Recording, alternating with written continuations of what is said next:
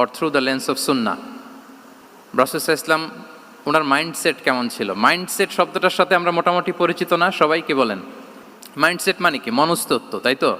মানুষের mental attitude, সে যেভাবে ভাবে, যেভাবে চিন্তা করে, একটা মানুষ তার চারপাশের জগৎটাকে যেভাবে দেখে, যেভাবে ভাবে, যেভাবে চিন্তা করে এবং যেভাবে সে সিদ্ধান্ত নেয়, এটাকে বলে তার mindset, the way of thinking.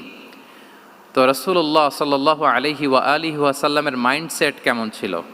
তিনি বিভিন্ন সিচুয়েশনে কীভাবে ওই সিচুয়েশনটাকে ডিল করতেন, ওনার অ্যাপ্রোচ কেমন ছিল, কোন পরিস্থিতিতে কিভাবে রিয়্যাক্ট করতেন, কিভাবে রেসপন্স করতেন, কিভাবে থিঙ্ক করতেন, কিভাবে ডিসিশন মেকিং করতেন, এই টোটাল বিষয়টাকে আজকে আমরা prophetic mindset through the lens of সিরাতে কভার করবার চেষ্টা করবো ইনশাআল্লাহ। একটু ভারী টপিক, তারপরে খুব সহজ করে উপস্থাপন প্রেজেন্টেশন করতে পারলে এটা বোঝা যাবে ইনশাআল্লাহ বিইذনিল্লাহ।